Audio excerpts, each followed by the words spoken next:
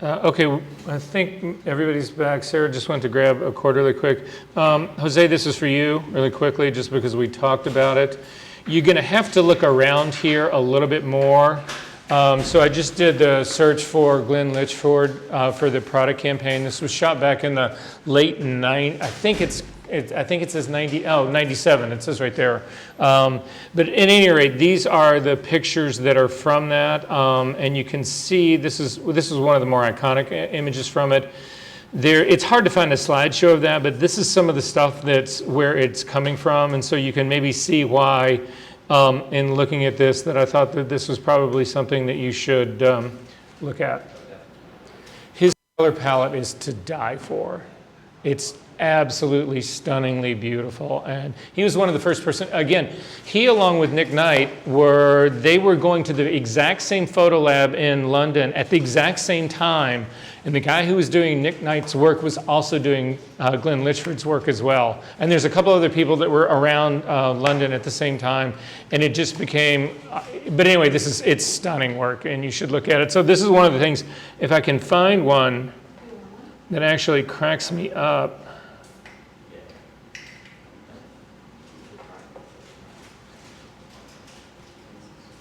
I'm not going to find it right now, but you really see the entire set. So it's a picture of a girl.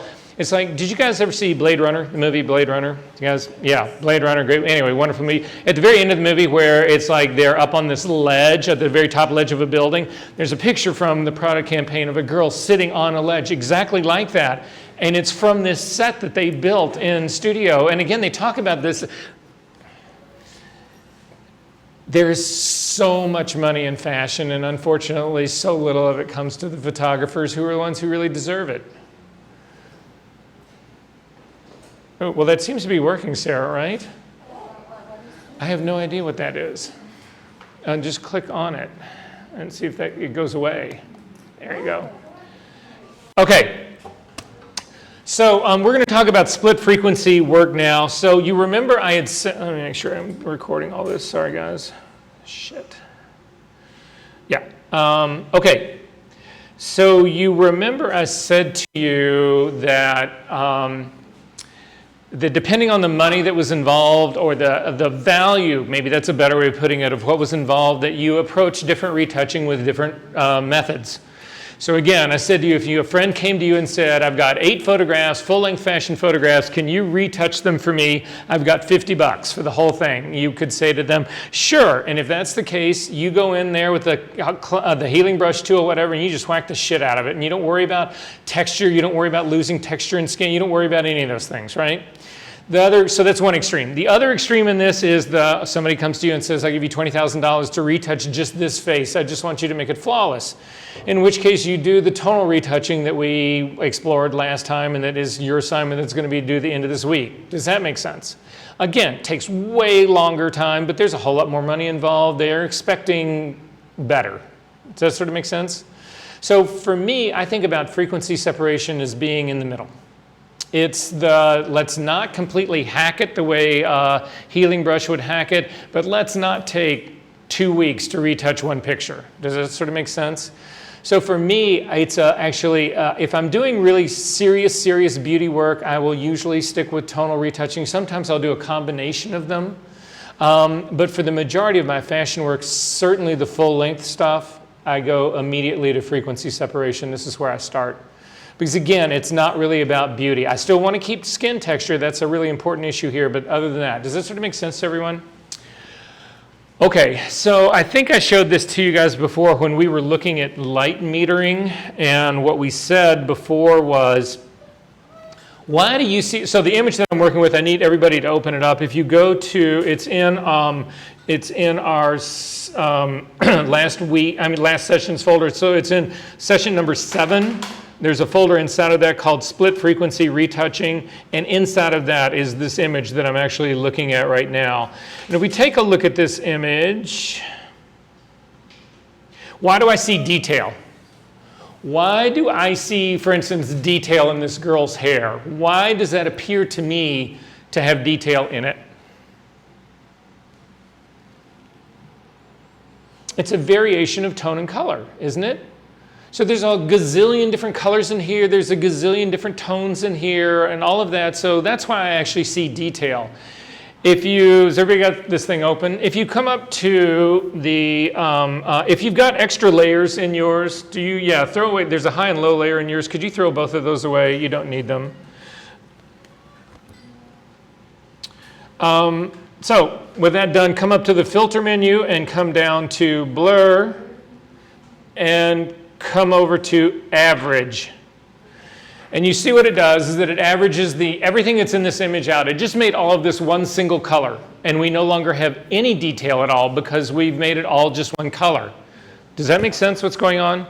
So the carry away from this, the thing you need to take away from this is that what actually is detail are differences. If I have two, say, pixels that are next to one another and they are radically different in tone and or color, I perceive that as detail. If they are the same tone and color, I have no detail, I have this. Does that make sense to everyone? So this becomes a real issue for us when we talk about split frequency, and it has to do with this. The frequency that they're talking about here is spatial frequency. I'm going to undo this really quickly so you can see it. And what spatial frequency means is that how often, if I were to drag my mouse, and you could try this, if you drag your cursor across this, how radically, quickly, and fast do these numbers change? And in areas like this that you've got in here, well, you can actually do it. And you'll see similar thing when we do something else. But anyway, you drag this along here, whatever, things are jumping all over the place. It's because this has what they call a high spatial frequency. And it means that there is a lot of rapid change happening really quickly and very close to one another. So that's high spatial frequency. It's a very high frequency of change. Does that make sense? However, if you look at the area down here of her face, the skin down here, you don't get that same change. Those numbers don't vary anywhere near as much. You can actually try another one. This is a little bit misleading, but you can actually see another version of this. If you come up to the window and come down to histogram, if you want it to pop open like mine is, just make sure that, if it docked like this, just tear it off the dock like that so you can see it. To see the big version of this, click on this little drop-down menu and go to expanded view. You'll get the bigger version of this. And then if you come over to the image itself, I'm going to hit the M key to get the selection tool. And I want you to select just right around her eyelashes like that. And you can see what I'm talking about in terms of high spatial frequency. All the action that's happening in here is a description of all the tonal mapping that's actually in this eye. So you can see you've got light areas, dark areas, you've got different colors in here, and all of it, as you're starting to go across this, it changes really, really rapidly. This would be considered a high frequency, a high spatial frequency area. If you hit Command D to deselect and then do the same thing down here on the lower part of her skin, you see that it ends up being nowhere near that long extended range. Everything is sort of like lumped up here together. There's still a relatively large variation that's happening in here because there is texture in her skin. You can see there's a freckle there, and there's highlights and shadows in her skin. So we're getting a little bit broader part, but that's really sort of the difference here in what we're talking about in terms of frequency. Does this make sense? So you need to think about it this way. High frequency is detail, low frequency is tone and color. Yeah, that one's worth writing down. So what we are going to do to retouch this image to try to make this actually work for us is we're going to split those two. So what we're going to do is we are going to make a division between tone and color and detail. We're going to tear them apart. And the reason we're going to do that is if you look on the upper lip of this girl, so move into her mouth.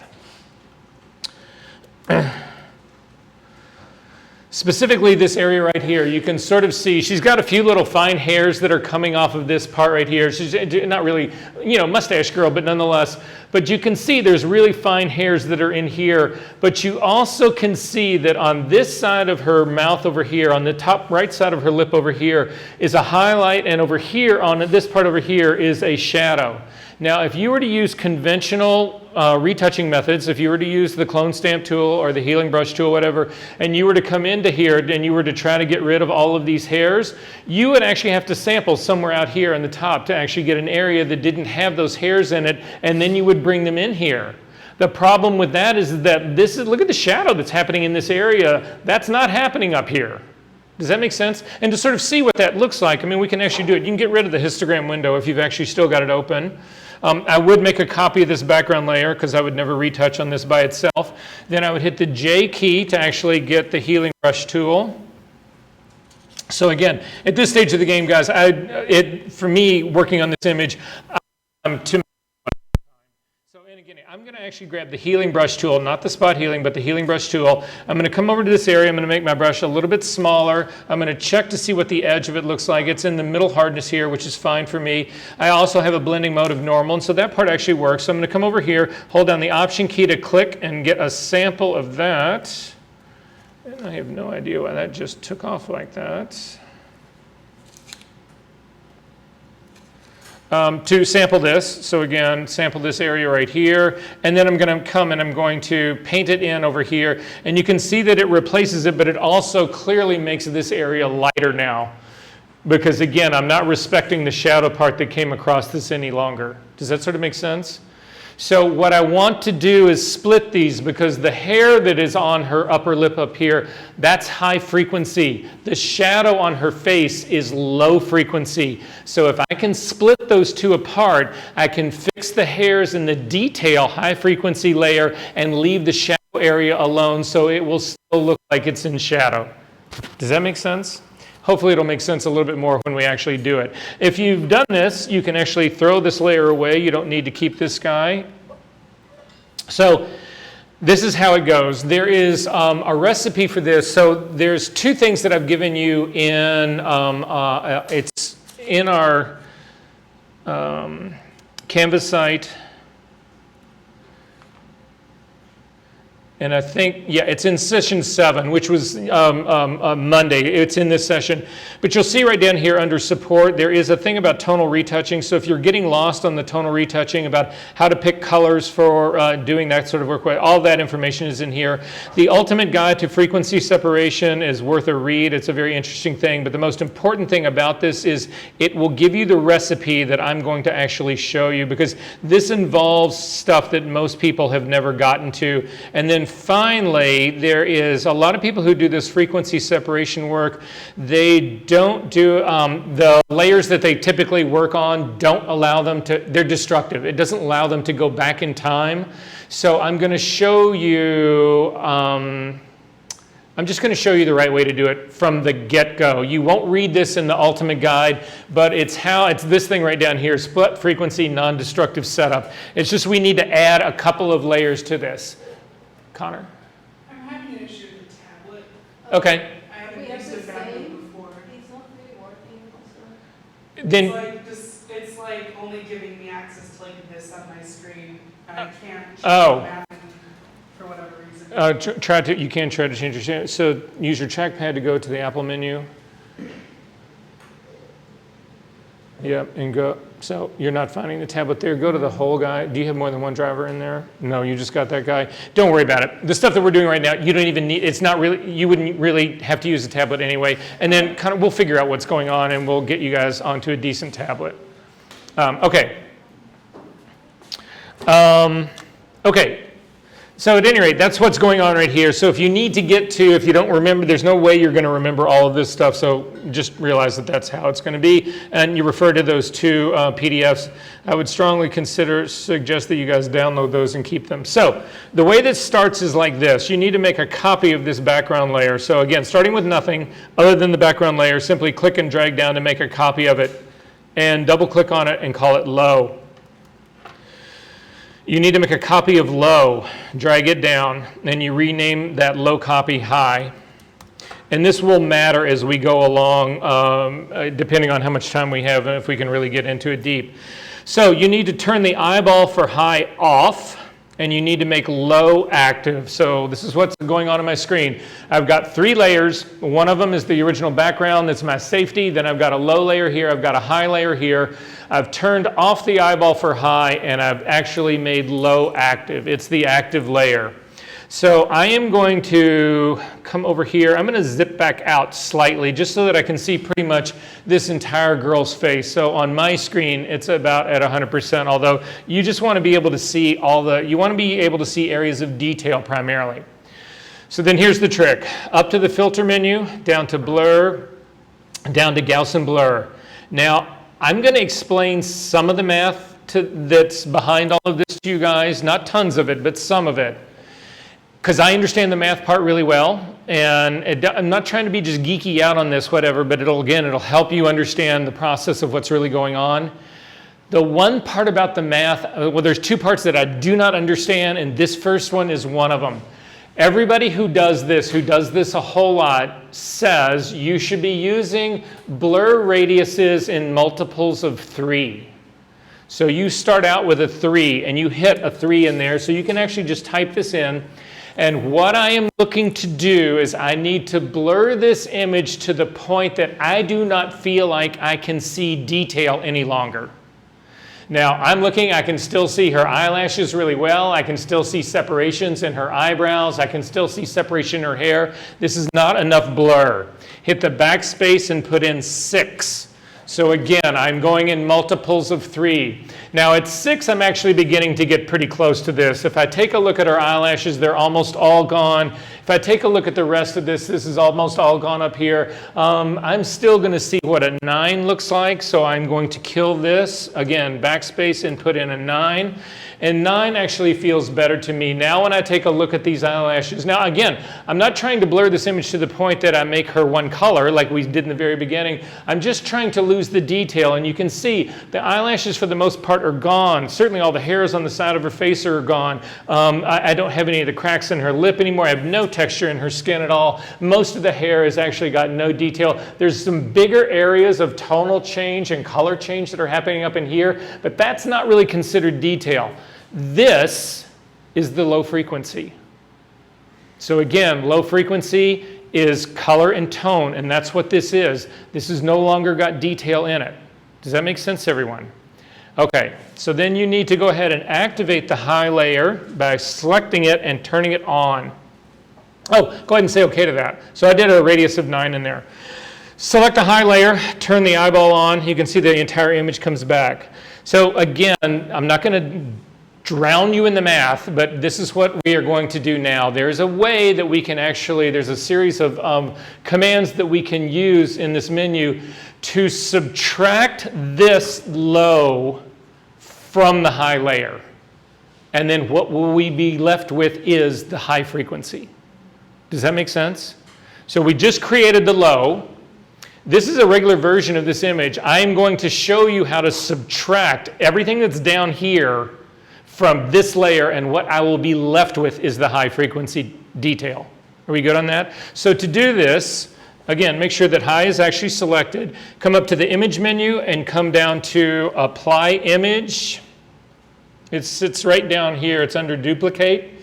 Not calculations, but apply image. And a dialog box will actually open up. This is where you need to actually go to that PDF that I told you about, the Ultimate Guide to Frequency Technique. If I open this up, this is where you got to scroll down in it pretty deep, but again, you can actually just do a screenshot of this once you get used to it. But it's this setup right down here. It's telling you to do exactly what we just did. This is the recipe though right here. Come on, screen. This is the recipe right here. This is the other part of this that I don't understand, the math in this part. They actually do 2 different methods depending on the bit depth of your image. And mathematically, there should be absolutely no reason that you couldn't interchange these 2, because one is just the opposite of the other. So at any rate, but we do have an 8-bit image. So this right here is the recipe that we're going to actually use. So I know it by heart because I use it all the time. So here it is. So the source, we've only got one image open, and if you click on this drop down, if you had another image open, there would be something else up here, but it would always be the image that you want to work on. In terms of the layer, you want to select the low layer. That's what we're going to subtract from everything else. You can leave it as an RGB channel. You would not invert this. In the targeting right here, we are going to change the blending mode. In the blending mode, in this drop-down menu, we are going to do subtract, because again, that's what we're trying to do. What I'm trying to do right now is subtract the low frequencies from that current image that I've actually got. The two other things that you need to do, and you have to do to make this work, is to 2 and your offset to 128. And what that ends up doing is that it takes areas in this that have actually been averaged out, like this area, a big chunk of her skin in here, and it brings it extremely close to a middle gray. And then we're going to use a blending mode to let that drop out. So we will end up with just the detail. That's basically all that we are really seeing in here. There's small little remnants of a little bit of color and some up in here, but primarily this has strictly got detail in it right now. Does that make sense to everyone? Okay, so yes? Will this make a mask for you as well? No. Does this look like anything to you guys? It looks not exactly like high pass. There's a lot of people who will do this trick using high pass. The problem is that it's a guess. So they build a high pass layer, but then it's strictly a guess. In our case, we're building it by subtracting the low frequency. So some people do it and they get close. We're going to do it and be exact. So at any rate, but you're absolutely right. So I'm going to go ahead and say OK to that. And then finally, you need to change the blending mode of that layer down to linear light. And when you do that, your image will actually return to the way it is actually supposed to look. So this now looks exactly the way we sort of imagined it would look. Right? And if you turn both of these layers off really quickly by just running across it and then turn them back on, you should see no shift at all. Right? So we have effectively split these two now. We've got the high frequency up here, we've got the low frequency down here. So this is the point at which people would actually start retouching on these layers. So for instance, if you zoom in to this girl's, I'm not going to call it a mustache, I'm going to call it to the fine little hairs on her cheek over here. If we come over into this area right in here, I want to get rid of the hairs, but I want to keep this shadow on the side of her face. So that tells me that I want to be working on my high layer. So I actually am on my high layer. There's a number of tools that I use for this, and again, this is now going to use all of the healing brush tool. That whole set in here is what we're going to use, because what I'm trying to do is grab the detail from up here and bring it down here, which will give me a shift in the texture of the skin, but I keep all the shadowing and I keep the color. The color in here won't change either. All I'm doing is replacing the detail or the texture. So for me, the tool that I use most often is actually the patch tool. So again, if you come over to the healing brush part, this guy right here, come down to the patch tool. Some people get really greedy and they'll grab this entire thing in one shot. I'm not going to be greedy like that. I'm going to grab it in little small bits and pieces, but I'm going to start at the area that's right under her nose right here, and I'm simply going to take a circle around this. And remember, the way the patch tool works is that it works by you select the area that you want to fix first, and then you drag it to a new area to be the source of your fix. So again, I'm going to simply come up here to the top, and I'm going to drag, and I'm going to put it right up here and let go, and then hit Command D to deselect. And you can see that I have maintained the shadow part of her nose, but I've lost the hair, which is exactly what I wanted to do on this. I'm going to come down here a little bit further down in here, and I'm going to grab another spot down in here, and I'm going to do the exact same thing. And then I'm going to come down here and do the exact same thing down here and click and bring that up and like that. And I can continue on and on like that. I've got a small repeating pattern that just happened right here, so I'm going to circle that and get rid of it. So that's how I would progress all the way down on this. And you can see that you are replacing texture. So I'm not losing any texture here. This is not what the healing brush tool would actually do on just a regular image layer. And I'm keeping the shadow that's actually on this girl's face. Does this make sense to everyone? Okay, don't get into this too deep because we need to come back out. The reason we need to come back out is this. That's destructive on this high layer. This is the only copy of the high layer that I've got. Now I could go back, if something goes wrong, I could go back and fix it by building another one, but I don't want to do that. I want to set this up to be non-destructive from the beginning, and I can tell you right now, out of the 100, well, let's call it, out of the 1,000 people possibly in the United States that know even about frequency separation work, 980 of them have no idea what I'm going to show you right now. So we need to go back in history to undo all of that. So come down to your history, scroll back, and what we're looking for is the apply image history state right here. And simply click on the, you actually can click on the blending change mode so that we get back before we have done any of this work. I don't have any of this work done. Did everybody get back to that part? So here's the trick. To do this, first thing, you need to make a copy of the low layer. So simply click on the low layer and drag it down and make a copy. And that's fine. Now, all the work that I'm going to do on the low layer, I can do on this copy down here. I don't need to change anything. The high layer is the one that becomes tricky. When you copy the high layer, this is what's going to happen. So again, I'm going to simply make a copy of the high layer, and things go horribly wrong. Everything picks up a whole lot of contrast and everything else. So what I'm going to show you right now, if you don't understand it, again, simply treat it as a part of the recipe and you'll be good to go. So the first thing that I'm going to do is I'm going to hover my cursor between these two layers, and I'm going to hold down the Option key, and you'll see your cursor changes to a little square with a down pointing arrow, and simply click. When you do that, you will see that the image, the high layer copy here, drops over to the right, and then there's a little arrow that points down. And what this is telling me is that I have now clipped this layer up here to the one underneath it. And what that means is that this thing will, any change that I make will only impact this layer here. It will never impact anything underneath it. Are you guys familiar with clipping layers? Yeah, I'm not only going to go over it, but I'm going to show it to you in a better way. Yes? My image never got functional, it got saved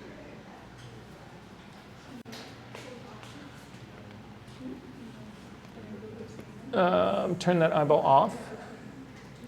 This layer right here, go ahead and throw that whole layer away.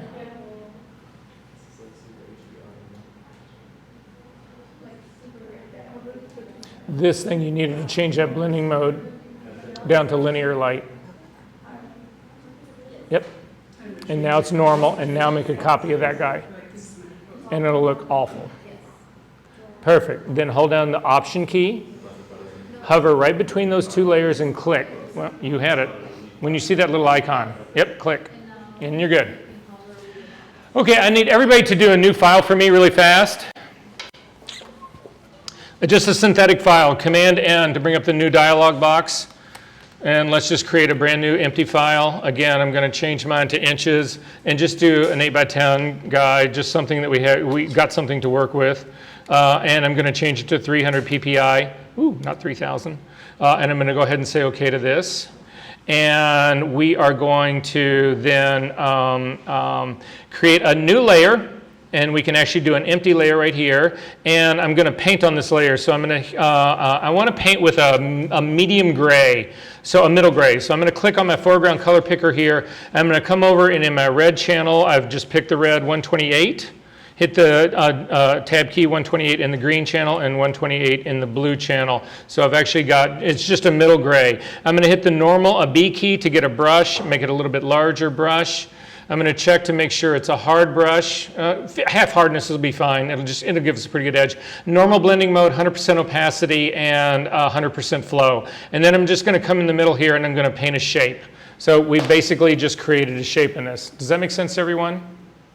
Did that work for everyone? Okay, then I'm going to actually add an adjustment layer on top of this. And if you click on Add Adjustment Layer, I'm sorry, yeah, and I'm going to put a curve on this. And the curve comes on here, and then I'm going to go to my red channel. So click on the red channel right here, and I'm going to grab the red, and I'm going to crank it way up. And you can see that this is actually making, it's trying to make my whole image red. So let's do this. Go down to, yeah, we'll do this.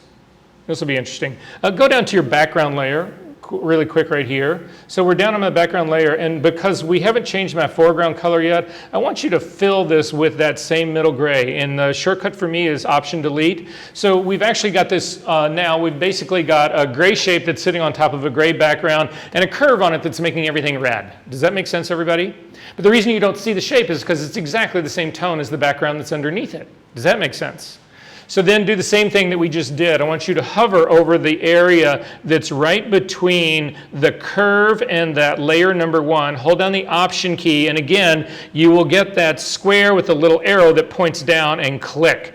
And you see what happens. I have now clipped that adjustment layer to the layer underneath it so that the only thing it is impacting is the layer that's underneath it. And so the bottom background layer, the one at the very bottom, does not get turned red, but this one does. Does that make sense, everyone? To unclip it, you do the exact same thing. You hold down the Option key, and you'll get that same little square with an arrow pointed through it and a slash through it, and that's telling you that it's going to unclip it. But you also know it's clipped, again, by it's over to the right-hand side, and you see this little down-pointing icon right here. So that's all we're doing. Does that make sense in this? So you can close this guy up. So we're back on our weird looking image right here. We have clipped, so has everybody clipped this high copy down to the high layer? Are we good on that? Did that work for everyone? And then finally, you want to change the blending mode of high copy back to normal. And now you can work on high copy, and you can work on the low copy, and you have got versions of them that allow you to recover. Does that make sense? I'll show you what recovery looks like in just one second. So now we're going to actually do the same work again. I'm going to work on this high copy layer. I'm going to hit the J key to get the patch tool. I've got the patch tool right here. And I'm going to do the exact same thing I just did. So you guys can actually go ahead and do the retouching part on this. And sometimes I get a little bit more aggressive like this. So like, for instance, I'll come down and I'll grab this whole hunk that's right down here at the bottom, and I'll drag this up. And again, I'm not concerned about anything else. And you can see that I've still kept the shadow on this side of her face, but I managed to get rid of all the hair. Now, I'm telling you this right now, just from my own personal experience, that's a $1,000 a day job value, knowing how to get rid of little fine hair like that. Yes?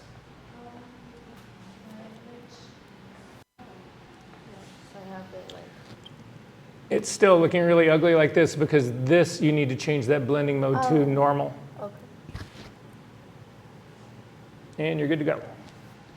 So, did this work for everybody? Have you all gotten rid of the mustache, right? I shouldn't call it that, right?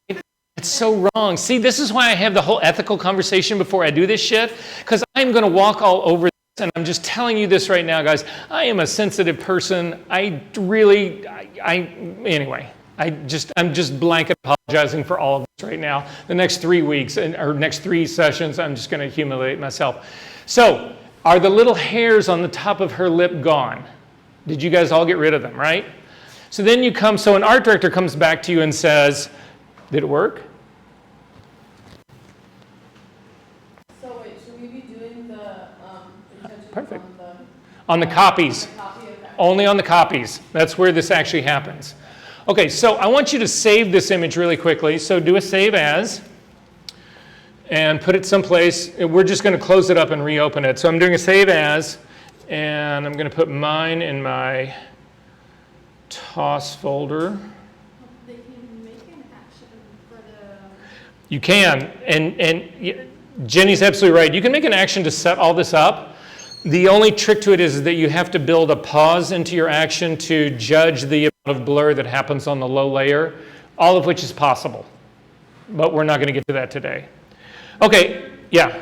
When you're bringing in the new texture, do you have to make sure not to have like the shadowy area or like the smooth? No, it doesn't bring the shadowy with it. Or sorry, not the shadow, the smoothness. Like there's not as much sharpness in like the cheek area. Absolutely, no, you're absolutely right. So what Connor's saying is that you need to pay attention to focus in this image so that you would not want to sample. So for us, for instance, this part of the skin is actually very sharp and in focus right here. But if you were to go out on the side of her face, out into here, on the side of other areas, her face starts to recede back. You're not going to have the same texture. That texture is going to be a much softer focus. So you do have to match focus. It's a critical one. It's not just focus. We're going to get to this in just a second. It's also skin grain. So what you'll see here in skin grain is that, can you see the little lines that look like they're moving sort of like from her nose around her mouth like this?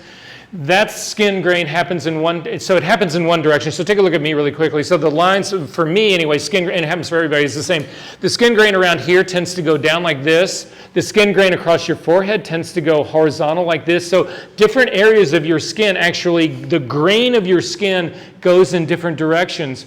So people always talk about, oh, you have a skin brush. Do you have a skin brush? Do you have a skin brush? You can't really develop you can develop a skin brush, but you have to be able to reorient it so that it paints in the direction of the grain, which is really hard to do.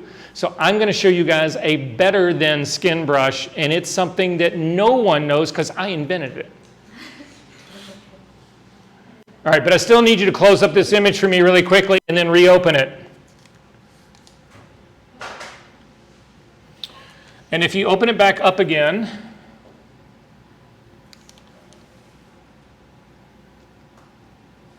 everything's great in here except you've lost your history. So, which is by design, that's how Photoshop works. So I come into this again, that same area again, whatever, and you've got an art director who says to you, I want the hairs back. And you've done hours of work on this image. So sure, you could actually just grab the virgin that's at the very bottom and bring it back up again, but then that means you got to do all the other hours of, and all they wanted was the cute little hairs on her lip back. That's all that they wanted, right? That's where this setup comes in handy. The high layer that we've got down here has still got all those little hairs in it. So what we do is select the high layer right here. You need to grab the clone stamp tool to do this. We want an exact duplicate. We don't want to use healing brush because healing brush will try to soften things and blend things in. We don't want to do that. We want an exact replacement. So again, I'm going to hit the S key, which is the clone stamp tool. I'm going to click and just make sure that you do have clone stamp and not pattern stamp. I'm down here on my virgin high layer. This is the copy that I've made active down here that is got all those little hairs that are still on it.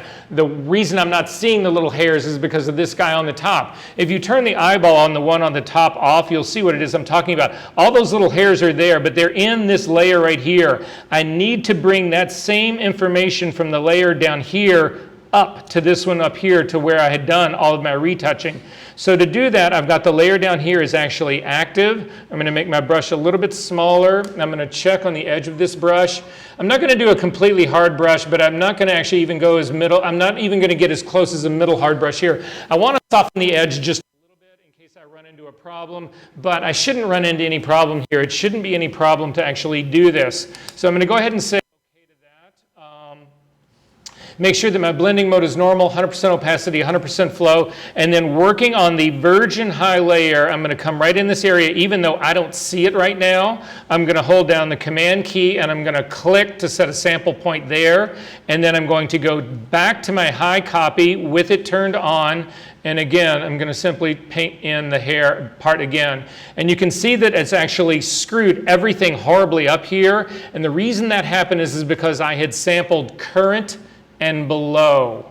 So I'm going to go back in time, Command Z to undo that. I'm going to uncheck current below and only do current layer right here.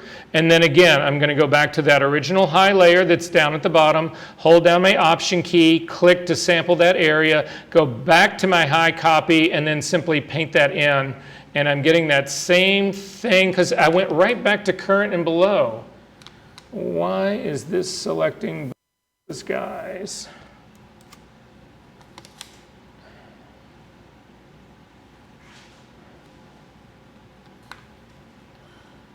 Current layer, sample this,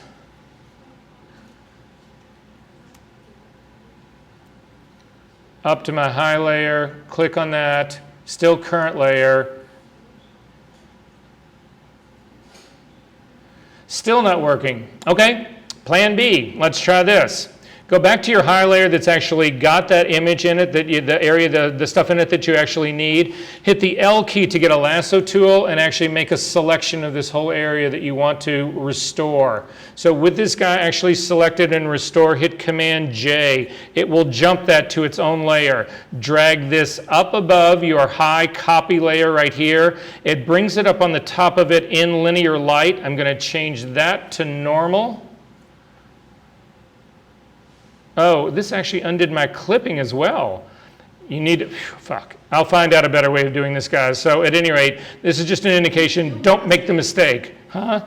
Can you do a mask for the I could, but I could do that as a mask, but this is just driving me crazy. Anyway, I've got this up on my high layer on the high copy right now, and then hit Command E to bring it down, and it won't merge down because it's not letting me do the high copy down because it's clipped. So I'm going to unclip it, and then I'm going to show you exactly what Jenny said, which is a much better plan in all this, but this is driving me crazy. So that is actually down in my high copy right now. So I am going to have it back.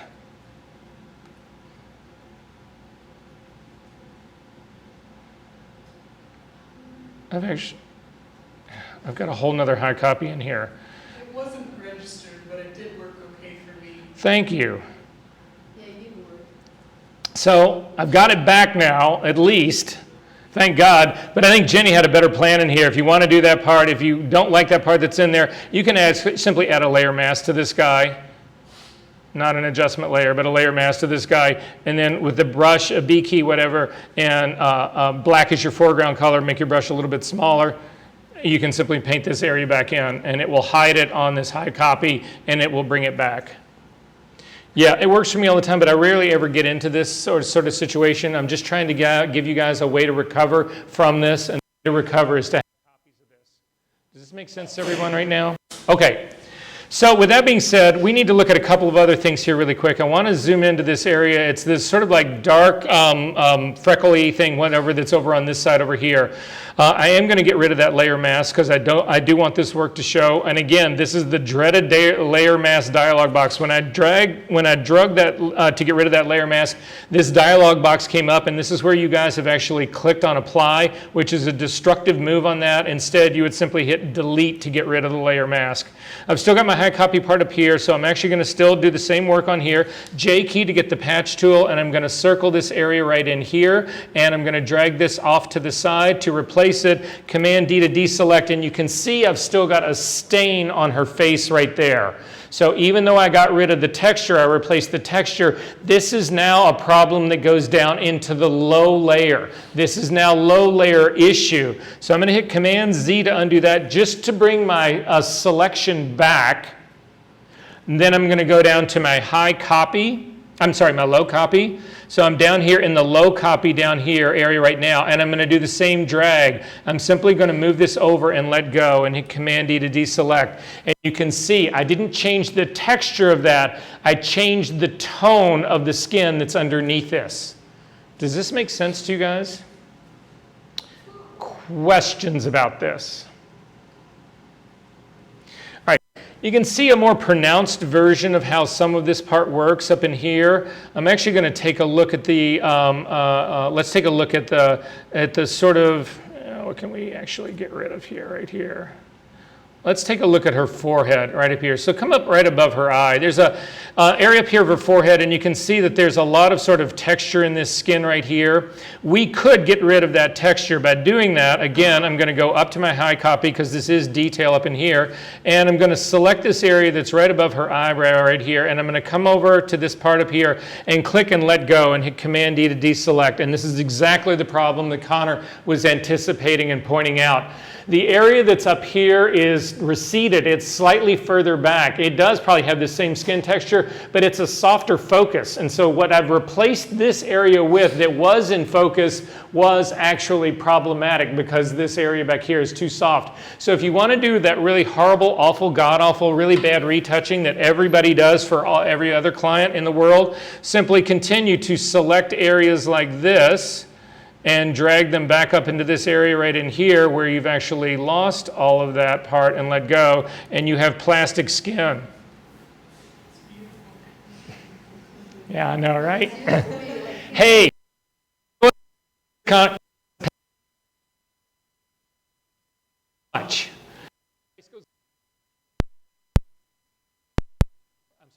saying? That it was very common for, like in the beginning of for the show.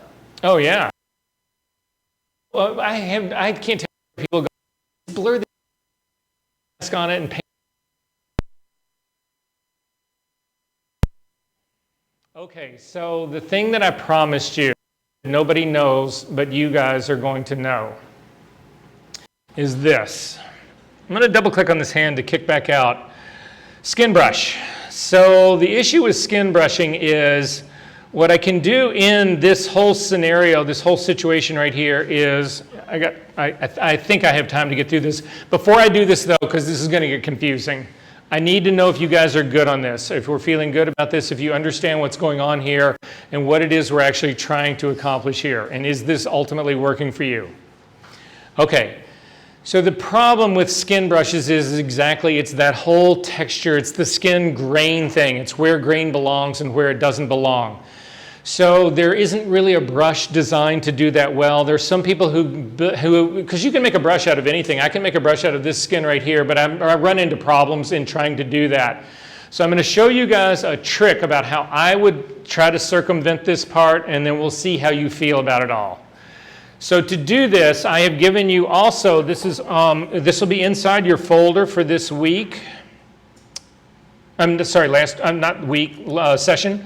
So last session in here, so this is the non-destructive setup guide is right here. I've also given you the PDFs. This is actually in your assignment file right here. But you should also have a thing in here called skin textures. Does everybody have that? So if you take a look through these skin textures, what they are is they're extremely high-res JPEGs of skin. And again, I'm not looking for really lighting here. The reason I've got different versions of this has got a little bit to do with lighting, but it's got even more to do with orientation. And so as we scroll down through here, you can actually see I've got a different set in here. All of these guys are for you to just have and to keep. But again, the real trick to this is, for instance, the girl that I've got right now is facing me pretty square on. Whereas this image right here is actually got more of a profile. If I've got an image that's more of a profile, I can't use the one that's really square on. I need to use the profile image. That's what's going on here. So what you're looking for is not necessarily lighting, but you're looking for position of face that's relatively close to what it is you're trying to retouch. Make sense? All right, so for me, you can go through all of these and take a look at them. I'm going to go after the one in the very beginning because this one actually seems like this is a doable one for me. The one that's right next to it, possibly better. I'm a little nervous about those hands up there, but I'm just going to grab this first one because I can grab the first one. And I'm simply going to drag this into Photoshop. So I'm bringing it all the way down into Photoshop.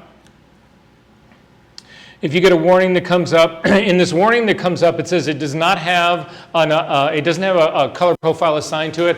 I pulled all of these images off of sites online, so in most cases you would want to assign this sRGB to it because that's the color space that it would be in online, even though it's not been embedded in this file. But you do want to convert this to our working RGB. Remember, we are working in Adobe RGB, so first I'm going to assign it to get the color right, although the color doesn't really matter in this. Although the color will work is a color shift in this as well. But at any rate, so I'm going to go ahead and leave this to assign the profile, and I'm going to go ahead and say convert this to Adobe Working RGB.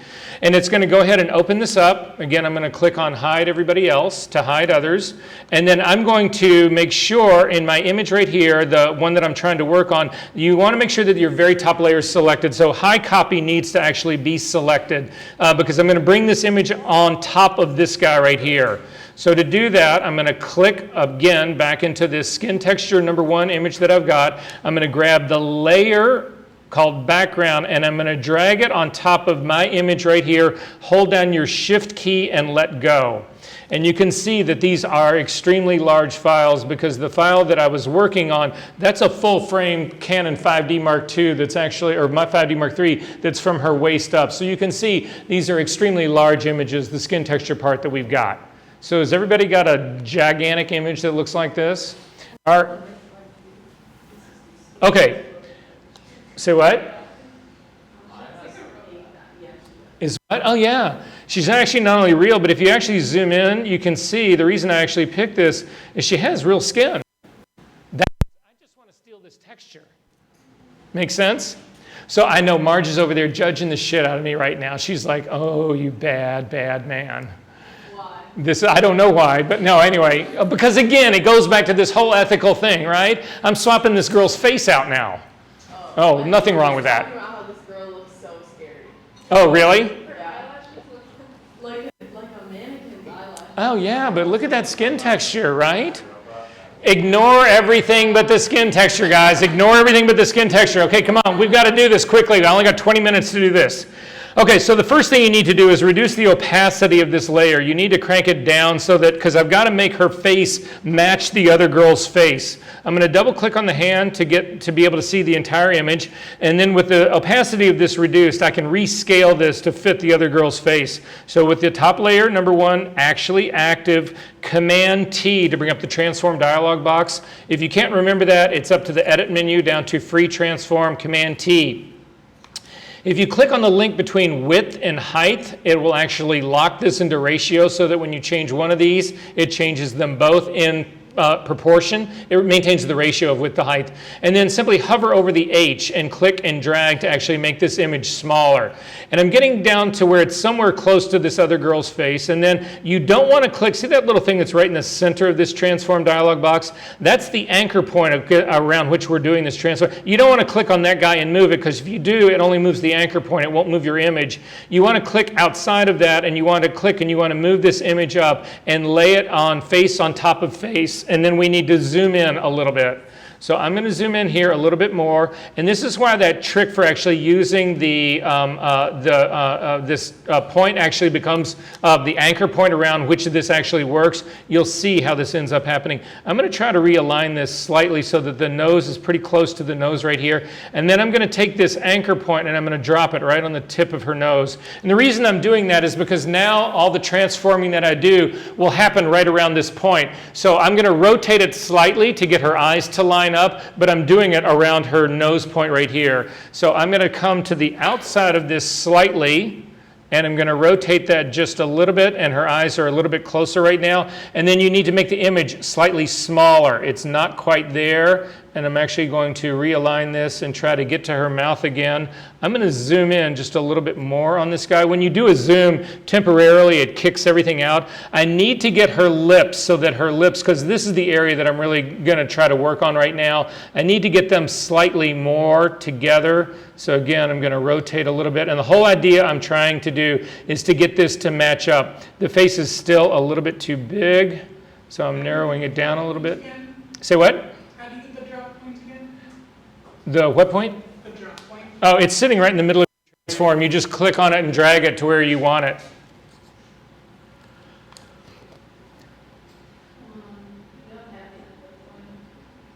Oh, you've got the new version of Photoshop. You need to change something in your stage. You're still transform it, but there is a preference that will give you this anchor point if you don't have it. So I'm getting in kind of close here. Is everybody sort of close to having an image that sort of fits this other one? Yeah. Kind of? Yep. I'm more worried about the lips and where the nose hits than anything else. I'm not too worried about the eyes. So if you've gotten to that point, go ahead and say okay to this, commit the transform, and say all right. Crank your opacity all the way back up again. And then with this layer, that's your number one layer right here, you need to make a copy of this number one layer. Make a copy of it, and you need to double click on it, and you need to rename this low version 2 or low V2. And say okay. You need to make another copy of that, and we're going to call this high V2. And say okay. Where is all of my shit going?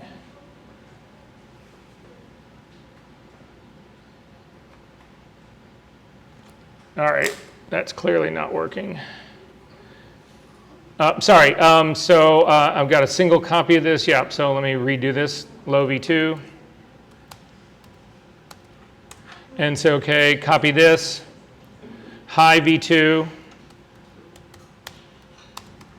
and say, okay, turn off the number one image, the thing, that number one that's sitting down at the bottom. You don't need that guy on. Select your low V2, turn off the eyeball for your high V2, and we do the exact same thing we did before. We are going to split frequency this image. So again, I'm going to zoom in here to her eye a little bit. Sorry, not do that. Come up here a little bit, kick back out just a touch.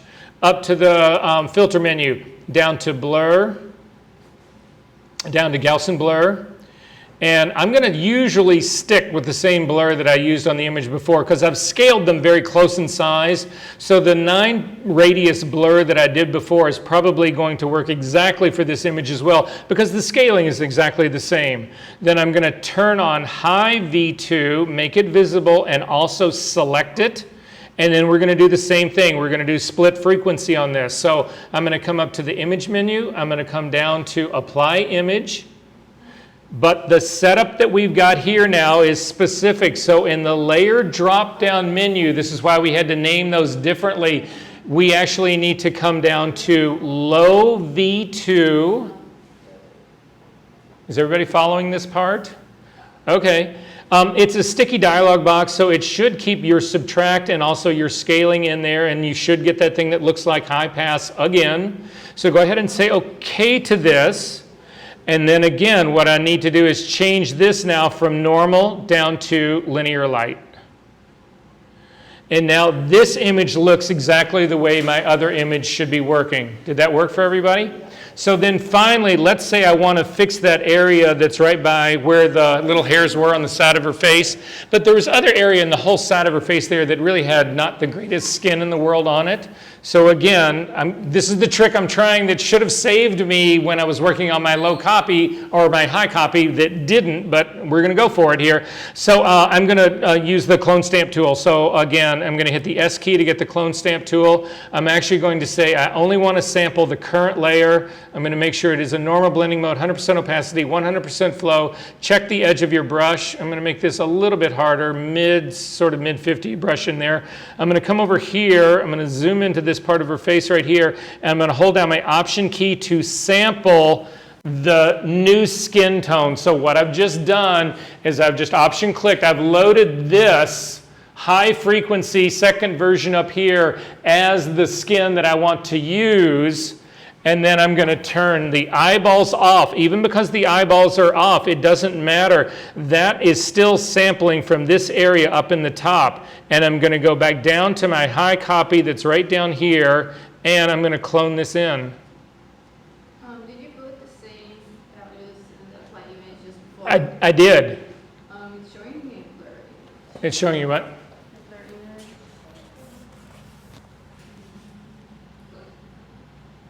All right, so wait a second. You got... Okay, so turn your high off for just a second. No, that's your low. Turn your high off. The one at the very top. Okay, so that part's correct. And then go ahead and turn your high on. I think because that looks blurred as well. Yes. And you've got to make it again. Then somehow you copied the blur instead of just the regular one. Yeah. No, that's a good trick. That'll work. Yeah, and then just do your apply image again. And then this here, you need to pick, again, it's this low V2 is the one you need to pick that you're subtracting, and then say, okay, that's good. And then change that to linear light, and you're good. So, did that work? Yeah. So wait a second, hold the fucking phone here. Nobody knows this. It gets better. We're a little ahead of the game right now, but when we actually, because this I've mapped out pretty well. I've got it lined up pretty well. You can see that I'll actually come down here. I can get rid of the hairs part. But one of the problems that we've got in this situation is that her nose is not exactly lined up with the other girl's nose. Her eyes are not perfectly lined up with the other girl's. Her mouth is a slightly different shape. But when we get into liquefy, we then liquefy this image so that it is a perfect match. And then you have got a skin brush that you can't lose on. I know, it gets me that excited too. I get the hiccups and then I start to, I don't know. Is this working for you guys? Yeah. This is insane. I'm sorry, this is just insane. And it's not just about skin.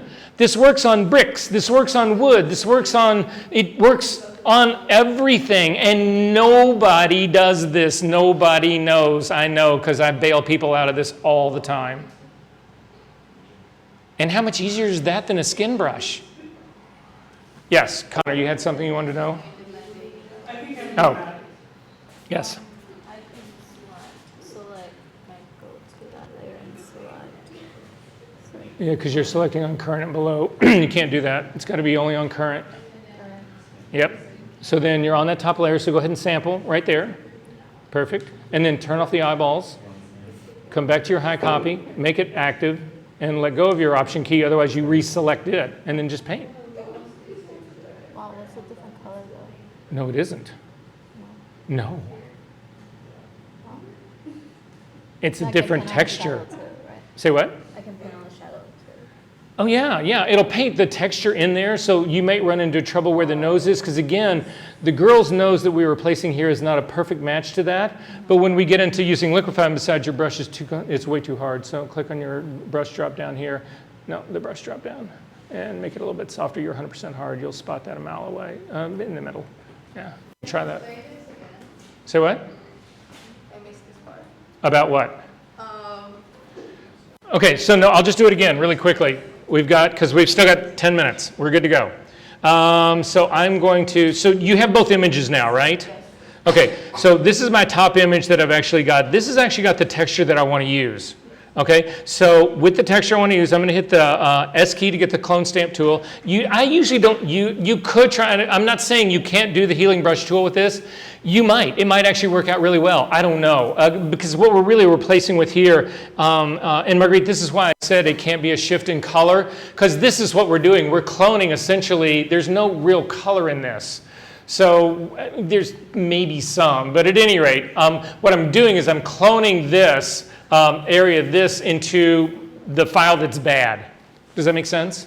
So again, I'm hovering over this area. I'm going to come in somewhere between, I'm going to come up close to the edge of her nose and just set my sample point there. So hold down the option key and click. It sets the sample point right there. Again, I've got a medium soft brush in this here, so I don't want to spot this exactly. Normal blending mode, 100% opacity, 100% flow, and then I'm going to come down. I'm going to turn off the eyeballs for this because we've set the point. Even if the eyeballs are turned off, it's still using this image as my reference for my cloning. So is my source. So I'm going to come down into my high copy down here now to actually do that work, and I'm going to come here and I'm just going to start to paint. And it's going to replace the texture of the old texture of this with the new texture.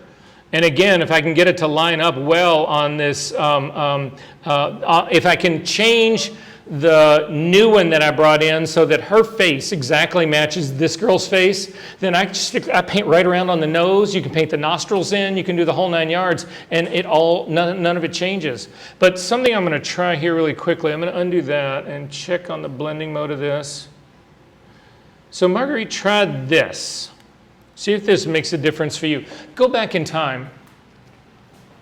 Because this might be, well, you don't have to go back in time. You can actually still continue to work on this. So guys, if you feel like you're getting a color shift from this, again, there's a very subtle color cast that is in these in the place from before. Simply change the blending mode of your clone stamp tool. If you change the clone stamp tool to luminosity instead of normal, normal will bring color and tone in. Just do luminosity, and then no color will be coming in at all. And then you can actually just paint this. And again, you can see, again, I'm going to reset my cloning source to do something that's more out here to the side. Better. Because I keep running into her nostril, which wouldn't be a problem if I'd made a perfect match here. But now I can simply do that part. Make sense what's going on? Yes? I think it's probably a good move here. You don't need to use it if you're only working on high copy here. It's only when you're going to a completely other source to actually do this. There may be a little color in there, but there's not much. By design, we're splitting that color out because that color is low frequency work. It's not high. So in theory, there really shouldn't be color up in there. It should be pretty much gray. So a couple last things to actually deal with really quickly here. You can actually see what an amazing job this will do. I'm going to just come back and work just on my regular high copy right now because I can still do that part. Again, I'm going to hit the J key to get my, I'm going to go back to my healing brush tool, make sure that this is, yep, that's good right here. And I'm going to select this guy right here. And then typically what I do is this, because again, it's a focus issue. If you bring it to this side, you start to fall off focus. If you bring it to this side, you start to fall off focus. So typically, I'll bring it right straight down to actually pick up focus, which means that I'm actually going to clone this little dot into this space up in here. I don't want to do that. So hit Command D to deselect. Get rid of the little spot first. And then you can go after your big guy, and you won't clone that guy into it. And again, click and drop down. You see the edge on the side of that. I can actually spot that edge a mile away, which makes me believe that, yeah. I'm going to hit Command Command Z to bring my this part actually back. And then again, I'm going to go down to my low copy, and I'm going to do the exact same move again because it is color. However, now I've got a problem because if I come down here and grab this color, you'll see it actually makes that whole thing darker, and it really shouldn't. So I'm going to Command Z to undo that, and I'm going to actually kick it off to the side, and that actually does a better job of it. I feel like I've got a weird edge that's going on right in here. I can spot that a million miles away. So again, at this stage of the game, you're not only restricted to using the patch tool. I'm going to go back up to my high copy right here. I'm going to change this now to the healing brush. And I'm going to simply come over here and heal like I normally would. So hold down the Option key, click, and come and actually kick that part up. And I'm bringing texture back up, but I'm softening the line that I just picked up on that. And this guy's now gone. Is this making sense to you guys? Are there questions about this? Yes? If I go back to the original high, Yeah. I have this weird thing. It looks like you painted on it.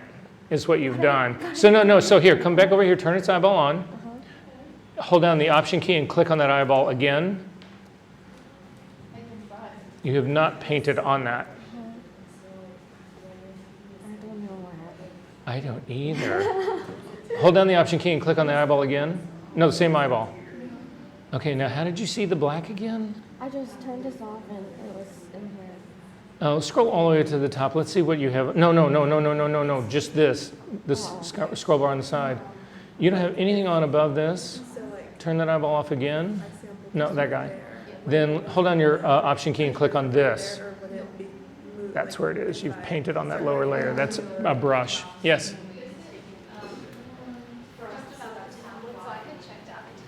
Okay. But they said I did by Thursday because this class has it reserved on Friday. Oh, So I okay. can't. Well, no, let you and me go there together, and I can just tell them there's no reason you can't keep it because you're going to this class on Friday morning. By the way, guys, do we all remember that we're meeting Friday morning, not Friday afternoon, Friday morning, this Friday only? Yes. So is there a tablet that we can check out to do the homework? You guys are, Jenny just put you on the list. You guys should be on the list to actually get this stuff. Yeah. Okay, are there questions about this, guys? We got 4 minutes. Yes. I wasn't here on Monday, so I'm authorized. I think Jenny put everybody on the list today because nobody was on it before today. Is everybody authorized to do tablets now? Mayumi have to go over it. Fuck. Okay. Hold the phone. What I want you to do is there is an image that you've got to do on this. It's assignment number 7.2 to do retouching on. I want you to do your split frequency work for Friday. The tonal retouch image, we're going to put it off for a week. You need to have it by next Friday. Are we good on that part? Because I want, trying to do that tonal work without a tablet is trust me, a nightmare. I actually just checked one out on Wednesday. Yeah. So I think we are. Maybe. Your previous authorizations carried over, so we can. I'm just giving you guys an extra week on the tonal one, but you've got to do 7.2 by this Friday, okay? It's the split frequency one because I need to know if this is working for you. I need to know if there's problems. I need to know what's right, what's wrong, what's happening, what isn't happening. Does that make sense, everyone? Are we okay on that part? Okay. Yes? Does the split frequency involve the double scan too, or is that? If you want to choose that, that's entirely up to you. So, but no, I got to be really honest with you. It's just like what I said. I swear to God, it's true. Nobody knows this. Nobody. So nobody does this. So if I were to give you this assignment 3 years ago, I wouldn't have known it. So if you want to use it, great. And if you don't want to use it, don't use it. But I will say this. If you know how to use the liquefy tool, what you're trying to do is match that new face exactly to the old. You need the eyes in the same spot, the same position. Even if you really distort it, it won't matter because all you're replacing is the skin. You won't replace the distorted eyes or the weird shaped mouth, but you've got to get that to line up or you get close. What some people will do is they'll actually move this image around slightly so that they actually get a different line on this so that they don't worry about where the lip is actually meeting this. So, but it means you have to do it multiple times and it's a pain in the ass. Yes? So, okay, so even if we don't do like the skin texture, we're still doing like. You're using frequency separation to do the retouching because you will not, so here, let me show you really quickly, just so that everybody knows this, because there's a,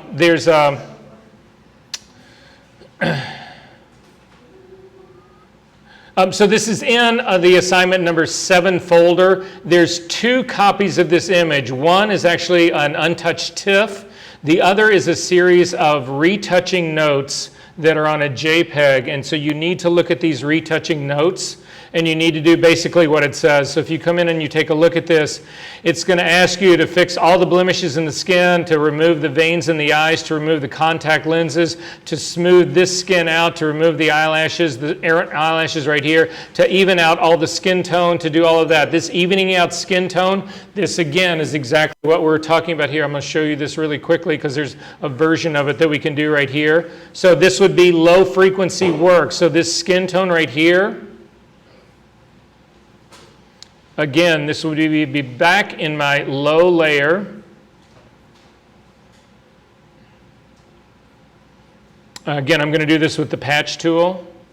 Although I'll just try it I'll use the regular tool. So in the low part, so I want to lighten up this area that's right underneath her eye right there. So again, I'm going to hold down Option, Select, to actually select an area of white out here to actually get that part.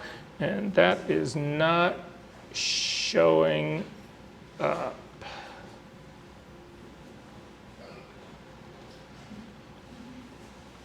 Oh, that actually is showing up. All right.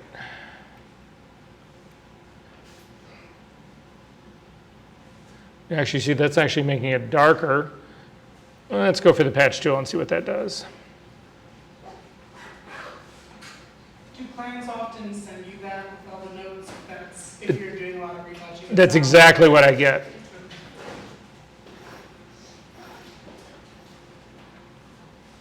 There we go. So it's a way to smooth and blend skin tones out. All right, are we good? Are there questions about this? All right, I'll see you guys Friday.